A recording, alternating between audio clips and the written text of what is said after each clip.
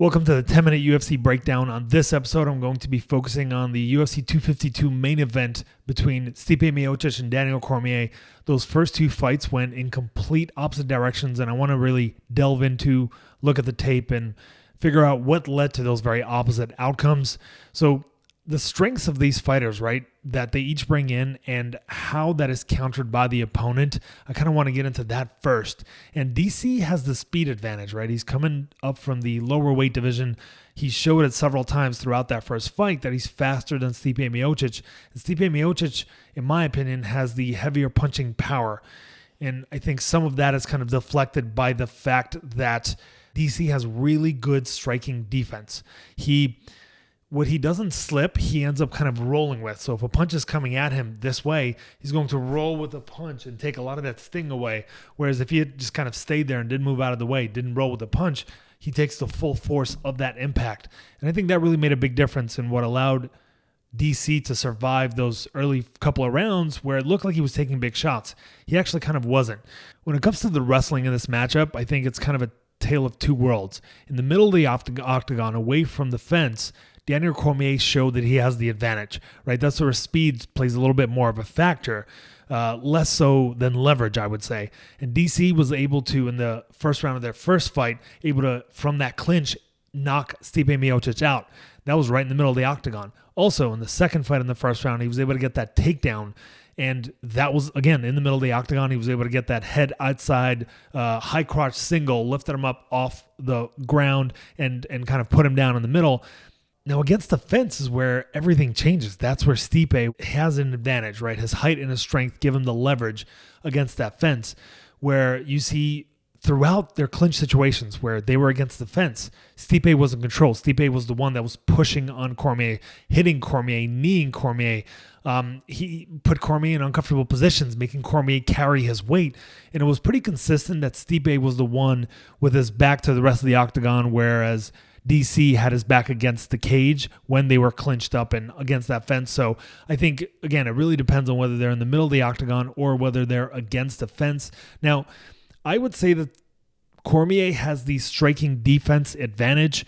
He rolls with a lot of those shots, and Stipe, to counter that, has the power advantage. He hits harder. He's got a lot more knockouts throughout his career. The leg kicks favor Cormier, right, where he consistently was able to land that right leg kick, that occasional inside leg kick. Stipe also threw the occasional inside leg kick, but more as a counter to Cormier's leg kicks, right? But the body shots, that's what counters that on Stipe's side, and that favors Stipe. And considering Stipe was able to hurt Cormier on the way to the knockout in the fourth round of their second fight with body shots, I think you got to give the edge in body shots over leg kicks to Stipe. In this one, I would say that Cormier is better at standing up from being taken down. In the third round of their second fight, Cormier got taken down cleanly by Stipe, and he got up almost immediately, right? There was no hesitation. He didn't spend any time losing points on his back, whereas in the first round of their second fight, DC was able to get that takedown, and he was able to hold Stipe down for a little while. He didn't do a whole lot of damage from up top until Stipe kind of scrambled to get up to his feet, but he did hold him, and he did clearly win that round. It was one of the most clear-cut rounds these guys have competed in where there wasn't a finish, was that first round in the second fight. Another factor I think that a lot of people are missing out on is that Cormier is willing to cheat to win as long as he can get away with it. I think it's a very kind of wrestling mentality. It's similar to the way that Cormier Usman used a lot of headbutts against Jorge Masvidal in their fight a month or so ago. It's a factor here where DC is very much intentionally eye-poking, it seems like, to me at least, right? There's multiple examples of that. In the first fight leading up to the knockout, he poked Stipe in the eye. It made Stipe more aggressive, and that's what kind of led to the finish in favor of Cormier. He eye-poked Stipe several times in that second fight. Sometimes the referee noticed it and stopped and gave Miocic a minute. Sometimes he didn't. And DC was able to not only get away with it, but take advantage of it and land multiple shots right after the eye poke. So that's something I think that if I was in Stipe's corner, I would file an official complaint with the referee and let him know, watch out for this. This guy goes for a lot of eye pokes, and have him lose a point if he does it more than once because he's doing it intentionally. And you're going to watch the footage and kind of see that. Stipe has the conditioning advantage. DC looks more and more weathered and tired in that second and third round of their second fight. And the fourth round is exhausted, right? And that's what leads to the finish for Miocic. the conditioning factor favors Miocic. On top of that, Miocic invested in those body shots early, and I think that set up the finish eventually. A lot of people realize that Miocic landed some great body shots in the fourth round. They don't notice that he landed 6 or 7 clean body shots in the first couple of rounds in that fight, which kind of set up a more tired version of Cormier ready to be finished. DC has the advantage when it comes to his variety of weapons. He throws kicks, he engages in that clinch and those kind of short hooks from the clinch, those short uppercuts. He goes for takedowns. He has great leg kicks, fast explosive punches. He can counter as well. So he's got overall more variety of offense. And I think that a lot of that kind of goes away as the fight progresses. Cormier is a lot more limited in that second round. He's much more limited in the third round. He's very limited in the fourth round. I think the guy has a lot of trouble carrying that weight, and that goes to Stipe's advantage. Stipe's at a pretty low body fat percentage at 230 pounds going into their second fight, right? Whereas Cormier had plenty of body fat at 236 pounds. Cormier isn't truly used to fighting in hard back and forth fights for 5 rounds above 205. And at 205 is in phenomenal shape. So I think that'll play a factor in this one as well. And I think the motivation for both of these guys is pretty high, right? Cormier is going into his presumed retirement. He talks about the fact that he's going to retire. We'll see if he comes back, but he's going into this with retirement in mind. His legacy's on the line.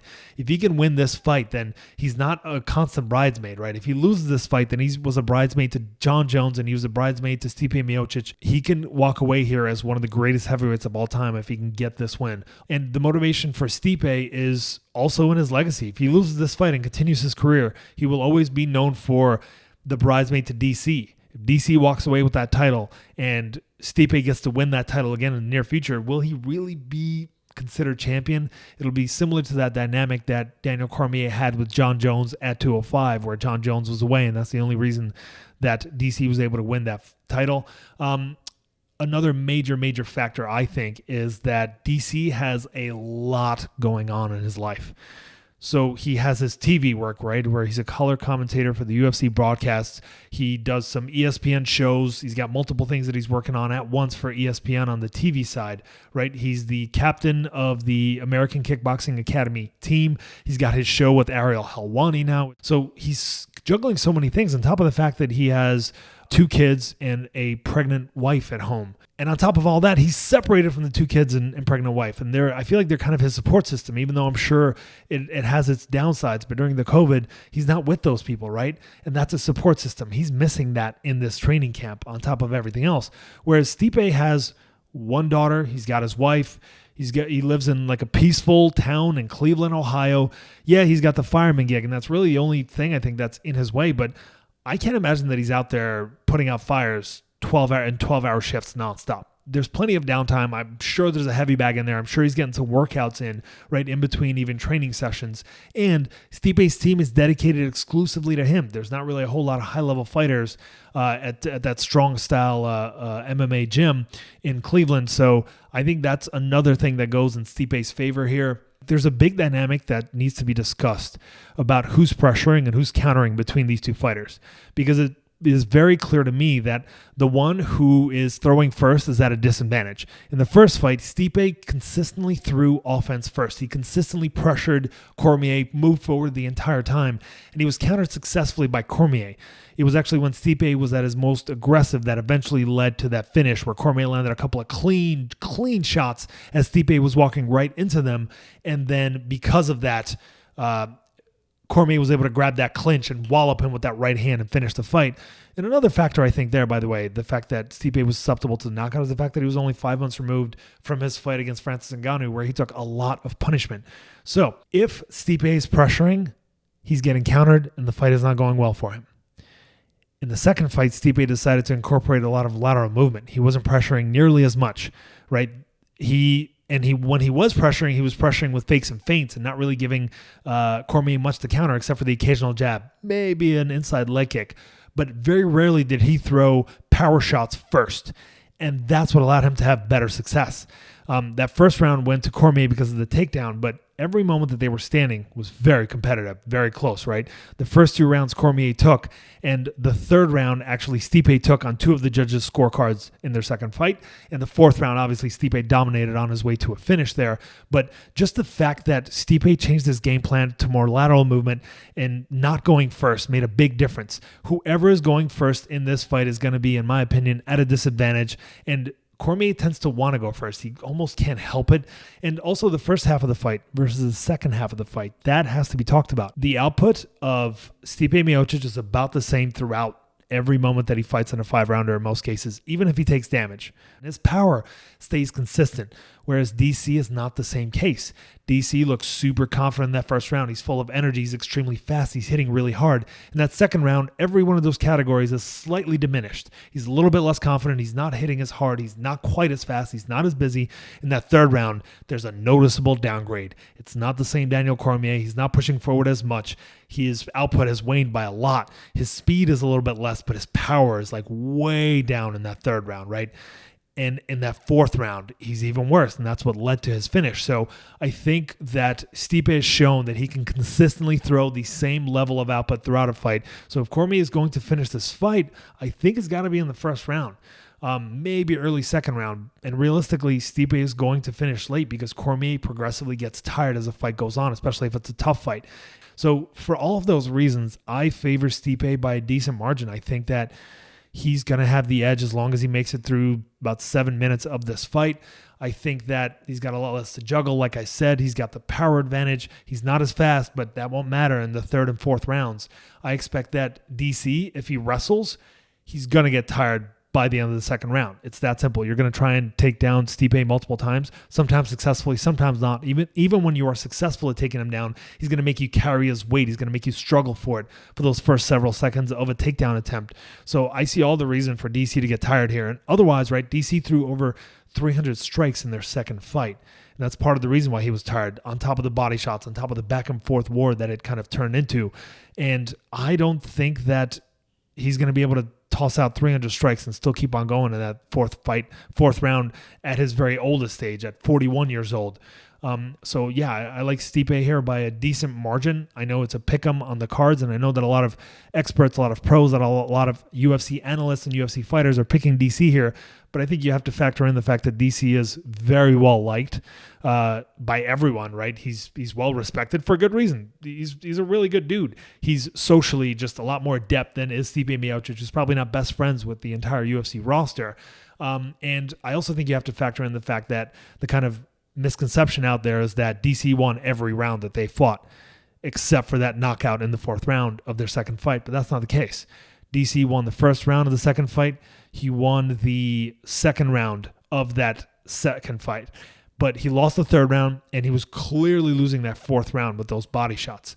In the first round, it was extremely even. I think it was something like 17 strikes on one side, 18 strikes on the other right before that finish. So even the bulk of that first fight, the first round in that first fight, was very competitive. So this notion that DC is just in has a complete edge over him, not really accurate. I think DC is going to do well early, and then he's going to wane, he's going to get tired, and Stipe is going to finish. Now, I quickly do want to go over my picks for the rest of this card. Gave you guys my pick for the main event. I'm picking Stipe Miocic to finish Daniel Cormier in the second half of the fight. I'm going to choose Sean O'Malley to beat Marlon Vera. I think Sean O'Malley is going to be extremely fast early, and Marlon Vera is going to have trouble seeing O'Malley's offense coming. And O'Malley has a pretty good shot at finishing there. He hits extremely hard, and Marlon Vera is a slow starter, whereas Sean O'Malley is a really quick starter.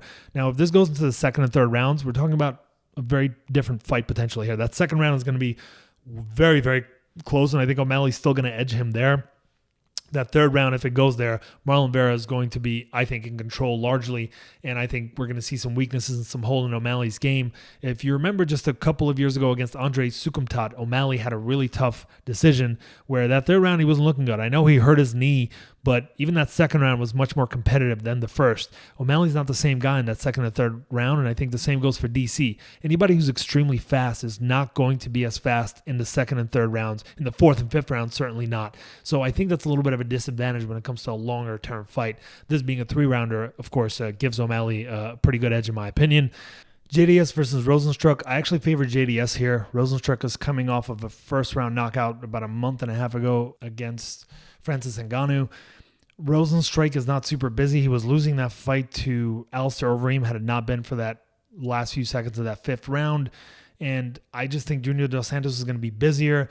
If Junior Dos Santos is smart enough to go for takedowns, it's going to favor him big. Also, Junior Dos Santos trains at American Top Team. As far as I know, he still does, and Rosenstrok did too. I assume he didn't for this fight, and I think that gives JDS the edge in that their coaches know Rosenstrok's weaknesses and strengths, and I'm sure they game plan for it with Dos Santos. So I think Dos Santos can go for takedowns, which he doesn't often do, I know, but he has gotten takedowns in the UFC before, and he's going to be busier here, and I'm hoping his chin can take the several shots that he takes from Rosenstrok. We've got John Dodson versus Marabdavashvili. I like Marabdavashvili to get the decision here. He's going to score between 5 and 8 takedowns. Dodson is fast. He's got great footwork, which I can see that being a factor here, right? He's going to sting Marab a few times. I think Marab's chin is probably good enough to take it. And I think that Marab's going to be able to get those takedowns despite Dodson's footwork.